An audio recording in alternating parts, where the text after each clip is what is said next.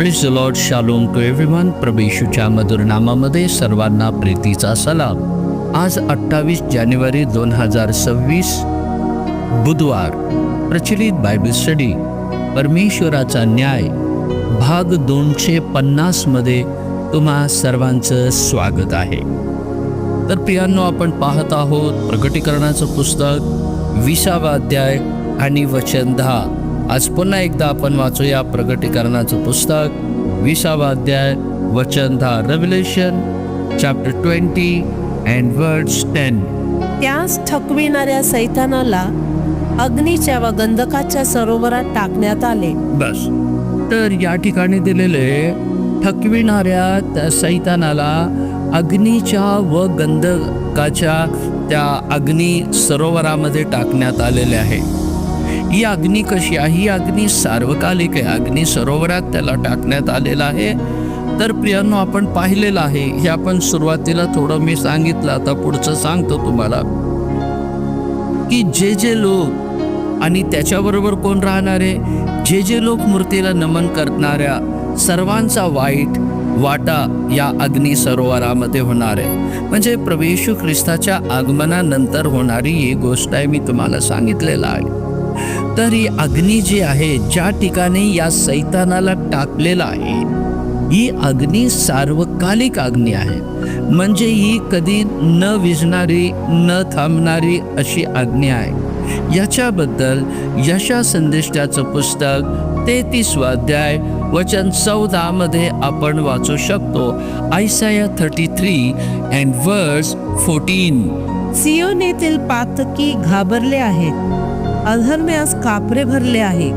भस्म करणाऱ्या अग्नी समीप आमच्यातला कोण राहील? सर्व काळ पेटत राहणाऱ्या अग्नी समीप आमच्यातला कोण टिकेल? सर्व काळ पेटत राहणाऱ्या त्या अग्नीमध्ये आमच्यापैकी कोण राहणार, कोण टिकणार, म्हणून या ठिकाणी विचारलेला आहे. होय प्रियांनो, हीच आहे ती अग्नी, सार्वकालिक अग्नी. ते कधी थांबणार नाही. तर यामध्ये दिल्याप्रमाणे सर्व काळ पेटत राहणाऱ्या अग्नी समीप आमच्यातला कोण टिकेल असा प्रश्न विचारला आहे. आणखी एक वचन वाचू. यशा संदेशाचं पुस्तक 66 अध्याय 24 वचन. आयसाया 66 and verse 24. ज्या मनुष्यांनी मजविरोध भंड केले आहे, त्यांची प्रेते ते बाहेर जाऊन पाहतील, कारण त्यास लागलेली कीड कधी मरावयाची नाही, त्यास लागलेलं अग्नी कधी विजावयाचं नाही. सर्व मानवजातीस त्यांची किळस येईल. बघा, या ठिकाणी दिलेले ज्या मनुष्याने माझ्या विरुद्ध बंड केलेले आहे, त्यांना लागलेले अग्नी कधी विझावयाची नाही. म्हणजे जे देवाच्या विरोधात बंड केलेलं आहे. देवाच्या विरोधात बंड करणं म्हणजे काय? सैतानाने पहिलं स्वर्गात देवाच्या विरोधात बंड केलं, आणि बरेच वेळा तो सैतान काय करतो?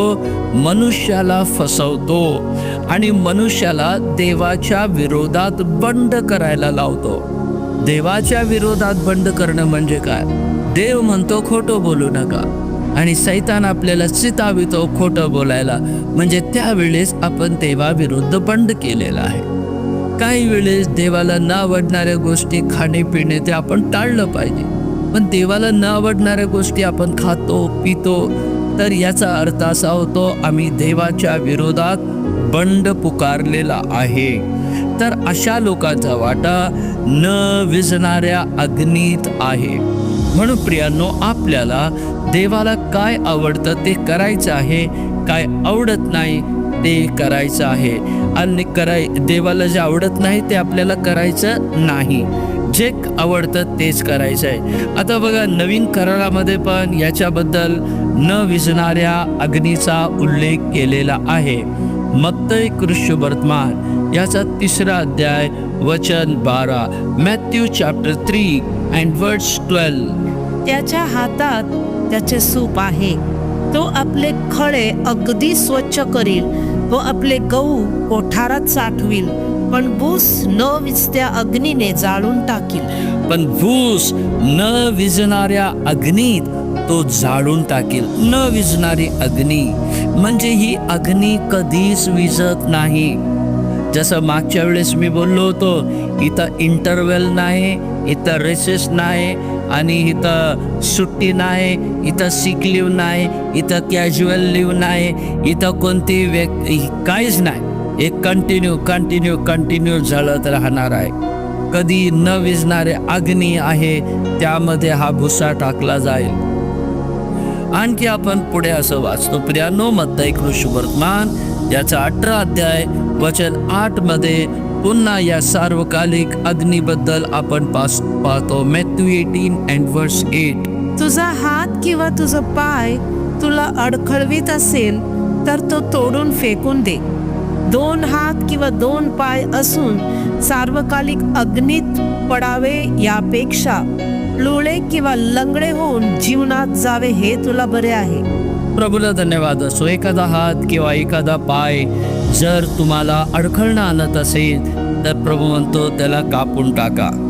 तर याचा अर्थ लिटरली हात कापून फेकणं, लिटरली आपला डोळा काढून टाकणं, पाय कापून टाकणं अशातला भाग नाही. तर आपल्याला पापासाठी त्या हाताला मारून टाकायचं आहे कंप्लीट. म्हणजे ते हात किंवा ते पाय किंवा तो डोळा आपल्याला पापासाठी प्रवृत्त करू नये, असं त्याचा इलाज आपल्याला करायचा आहे. जर नाही तर तिथं पण न विझणाऱ्या अग्नीत जाळून टाकण्यात येईल असं दिलेलं आहे. आणखी एक वचन आपण वाचूया, मत्ती कृष्णवर्तमान याचा 25 अध्याय वचन 46. Matthew 25 and verse 46. ते तर सार्वकालिक शिक्षा भोगाव्यास जातील, सार्वकालिक शिक्षा भोगायला जातील, आणि नीतिमान सार्वकालिक जीवन उपभोगाव्यास जातील. तर सार्वकालिक शिक्षा कुठं भोगवणार आहे? सार्वकालिक शिक्षा ही अग्नी आणि अग्नीचा जो सरोवर आहे, ज्या ठिकाणी सैतान व त्याचे दूत आहे, त्या ठिकाणी सार्वकालिक शिक्षा दंड प्राप्त करण्यासाठी हे लोक जातील. प्रियांनो, आणखी कितीतरी वचन आहे, त्यामध्ये हे प्रकर्षाने दाखविले आहे की अग्नी सरोवर जी नरकामध्ये आहे ही सार्वकालिक आहे, आणि ती सार्वकालिक अग्नीत सैतान आणि त्याच्या म्हणजे सैतानाच्या मनासारखे वागणारे आणि सैतानाच्या मनासारखे करणारे लोकांसाठी आहे. म्हणून गोग व मागोग त्यांच्या सैन्यांना ठकविणाऱ्या सैतानाला अग्नीच्या व गंधकाच्या सरोवरात टाकण्यात आलेला आहे. पण देवाला धन्यवाद असो, देवाने तुमच्यासाठी माझ्यासाठी सार्वकालिक स्वर्ग तयार केलेला आहे. जर आपण येशू ख्रिस्ताच्या मनासारखं वागलो तर आपल्याला स्वर्ग मिळेल. जर आपण त्या पतित सैतानासारखं वागलो तर आपल्याला नक्कीच हे न विझणारी अग्नी याच्यामध्ये वाटा मिळेल. तर प्रियानो, आज आपण निर्णय घेऊया की आपल्याला कसं करायचं आहे, आपल्याला कसं राहायचं आहे, कसं वागायचं आहे. पतित त्या दूतासारखं, त्या सैतानासारखं किंवा येशू ख्रिस्तासारखं. परमेश्वर तुम्हा सर्वांना आशीर्वादित करो. आणखी याच्यातले सत्य आपण उद्या परत पाहूया. प्रभू तुम्हाला आशीर्वादित करो. या आपण प्रार्थना करू. प्रेमळ पवित्रेश्वर, आम्ही तुझ्या नावाला धन्यवाद देतो. तर परमेश्वरा, आम्ही जो सैतानावर आलेला तो 17वा न्याय या दिवसात पाहत आहोत. हे पाहत असताना सैतानाने केलेली चूक आम्ही करू नये म्हणून आम्ही जपावं असं ज्ञान बुद्धी दे.